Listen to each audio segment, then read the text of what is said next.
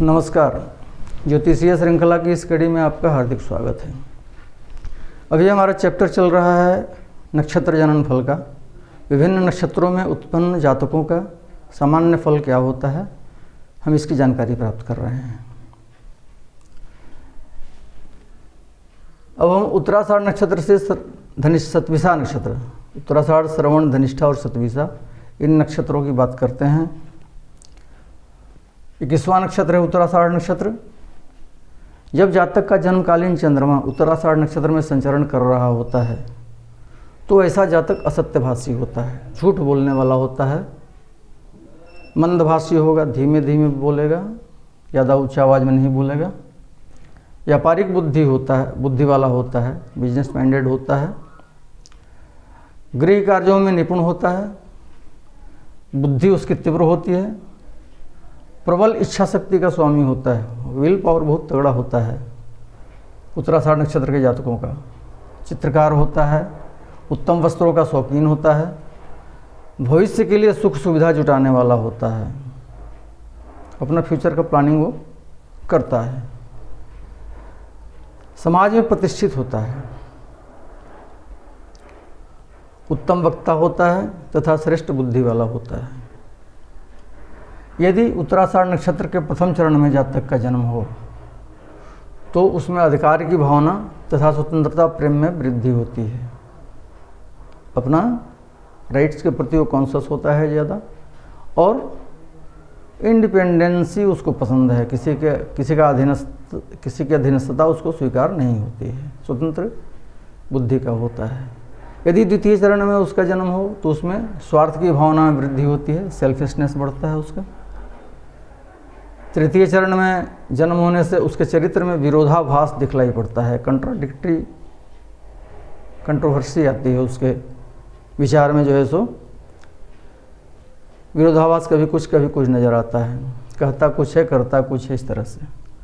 तथा चतुर्थ चरण में जन्म होने से उसका पल पल मूड बदलते रहने वाली प्रवृत्ति होती है, क्षणे रुष्टा क्षणे तुष्टा वाली स्थिति रहती है उसकी। अब 22वां नक्षत्र है श्रवण नक्षत्र। श्रवण नक्षत्र में यदि जातक का जन्म होता है तो जातक गुणवान होगा, सर्वगुण संपन्न होता है, धनी होता है, उदार होता है, दानी होता है, शांत स्वभाव का होता है, संयमी होता है, धैर्यवान होता है, सचेत होता है। सचेत मतलब सोच विचार करके कोई भी कार्य करने वाला होता है, हमेशा कॉन्शियस रहता है वो अपने कर्मों के प्रति।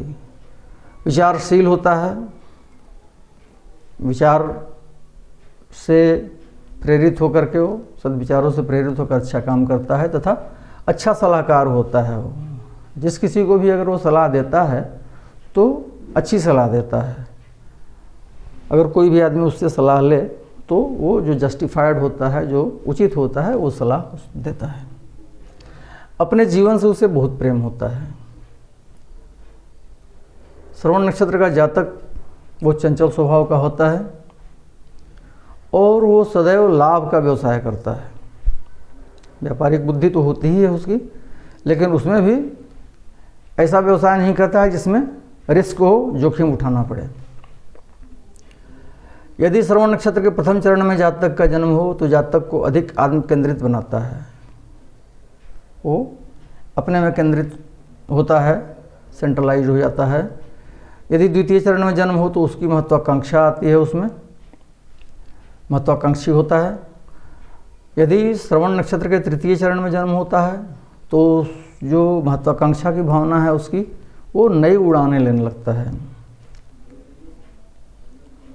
और चतुर्थ चरण में उसमें जन्म हो तो उसमें नैराश्य भावना की अधिक लक्षण प्रकट हो सकते हैं, निराशा की भावना प्रकट होती है यदि श्रवण नक्षत्र का चतुर्थ चरण में जातक का जन्म हो।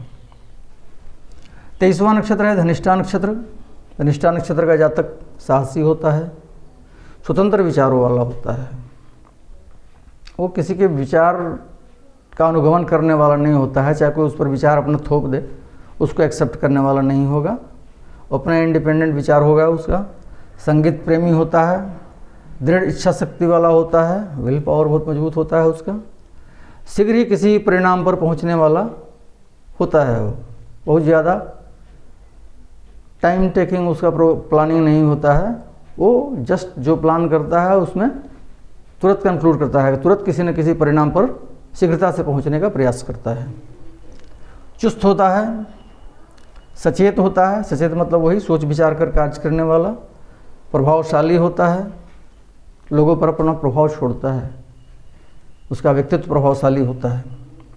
बहादुर होता है, स्वार्थी प्रवृत्ति होती है उसकी, तथा प्रतिशोध की भावना मन में रखने वाला होता है। यदि उसके जीवन में किसी ने उसका अहित कर दिया तो उसको हमेशा खटकता रहता है और वो हमेशा फिराक में रहता है कि हम किस तरह से प्रतिशोध लें, उस भावना से प्रेरित रहता है हमेशा।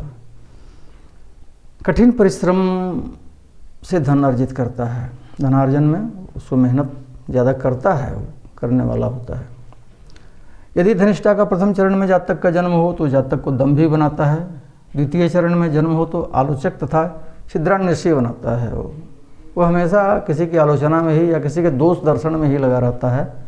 गुणग्राही नहीं होता है कि हम किसी में कोई अच्छा गुण हो तो उसको हम अडॉप्ट करें, चाहे अपने में उसको ग्रहण करें, उस पर चलें। वो हमेशा कुछ न कुछ दोष देखते रहता है, किसमें क्या दोष है, उसकी आलोचना में व्यस्त रहता है।